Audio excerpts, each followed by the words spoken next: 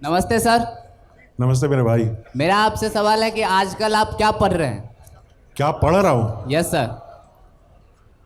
मैं अभी एक आर्टिफिशियल इंटेलिजेंस पे एक नई किताब आई है, उसके बारे में मुझे ज़्यादा सेंस नहीं है, तो मैंने कहा इसको पढ़ लिया जाए आने वाली टेक्नोलॉजी के बारे में। तो मैं 2-3 किताबें एक साथ पढ़ता हूँ। मैं फिक्शन बहुत कम पढ़ता हूँ, नॉन फिक्शन। और तो मैं आर्टिफिशियल इंटेलिजेंस पे एक किताब आई है, उसको पढ़ रहा हूँ मैं आजकल। और कौन सी ऐसी किताबें हैं जिन पर आप बार बार लौट कर जाते हैं? ऐसी कोई है बुक जिसको आप कई बार पढ़ चुके हो? एक है किस्सा सूबेदार पांडे, 1857 पे। राम कहानी सीताराम। तो वो मेरे लिए राग दरबारी जैसी है।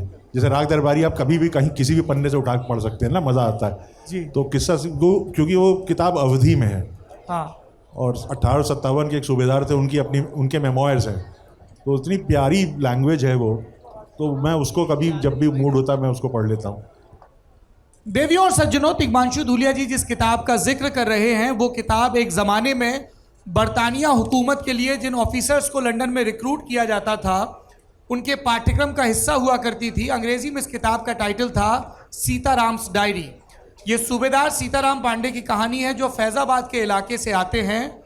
वो ईस्ट इंडिया कंपनी के द्वारा भर्ती किए जाते हैं, एंग्लो अफगान वॉर का हिस्सा रहते हैं, समंदर पार करने की वजह से जात बाहर किए जाते हैं। उनका बेटा भी फौज में भर्ती होता है और जब 1857 का पहला स्वाधीनता संघर्ष होता है तब बेटा उसमें हिस्सा लेता है, यानी वो बगावत करता है और बाद में उसको पकड़ा जाता है। और जिस फौजी दस्ते को इन बागियों को तोप से उड़ा देने का हुक्म दिया जाता है उस दस्ते का प्रमुख यही सूबेदार होता है सीताराम पांडे।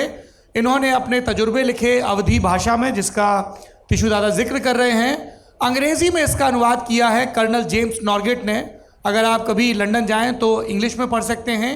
हिंदी में ये किताब राम कहानी सीताराम के नाम से उपलब्ध है और मशहूर पत्रकार मधुकर उपाध्याय जी ने इसको अवधी और हिंदी में नए सिरे से प्रस्तुत किया है। बहुत कमाल की कहानी है। ब्रिलियंट जी, अगला सवाल। SLS और पैराबेन गॉन तो उसका करंट ऑन। What then? इसके पोटेशियम आयंस करें दूध का करंट गॉन, लाइफ का करंट ऑन।